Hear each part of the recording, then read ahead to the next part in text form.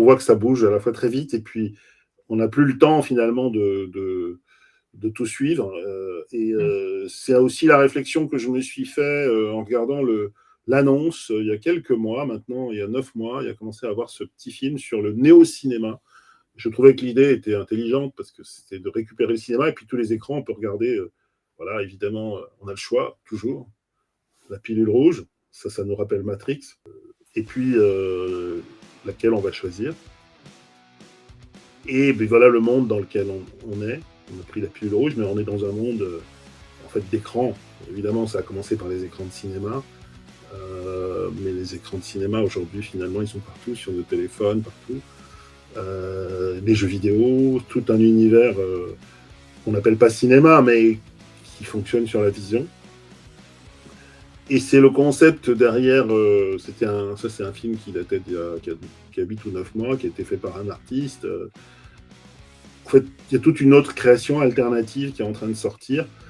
Et derrière, il y a donc un groupe d'investisseurs et de professionnels américains c'est indépendant, je crois qu'ils ont investi à plusieurs, 1 ou 2 millions de dollars. Évidemment, on reconnaît nos casques, nos écrans et tous les outils qui font nos vies. Et puis, au fond, c'est de dire, il n'y a pas qu'à Times Square qu'il y a plein d'écrans partout. Il y en a partout. Donc, et si on captait tout ça et qu'on les mettait dans une plateforme qui soit au service de cette logique. Et donc, cette plateforme, ça a été Escape AI, qui est derrière cette idée du néo-cinéma. Ça, c'était un teaser d'il y a 9 mois. Et donc, on va avoir le plaisir la semaine prochaine d'avoir le fondateur de cette boîte qui s'appelle John Gaeta. Ce qui est intéressant dans l'histoire de John Gaeta, c'est que c'est d'abord un homme d'effets spéciaux.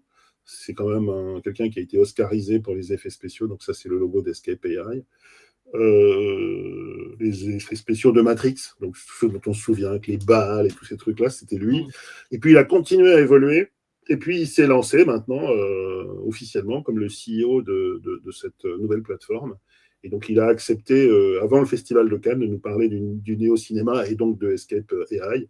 Donc c'est intéressant, on va voir ce qu'ils vont nous raconter. Et puis, je trouve que même symboliquement, le fait de voir un très grand des effets spéciaux qui embrasse, je dirais, la tech, qui a l'habitude de la tech, et puis qui se dit, bah, tiens, moi aussi, je vais faire mon média, finalement. Et puis, pour le coup, ils ont fait une super bonne curation de petits films qu'on prend plaisir à regarder. Pas pour la tech, mais pour leur qualité, j'allais dire cinéma. C'est des histoires. Alors, c'est très inégal. Enfin, on a des goûts différents plutôt, mais ils ont fait un vrai boulot et c'est vraiment intéressant. Et je trouve que c'est une belle piste de ce qui est en train. Donc, on va discuter avec lui juste avant Cannes et puis on va voir si il continue à aimer le cinéma. Mais je crois qu'il adore le cinéma.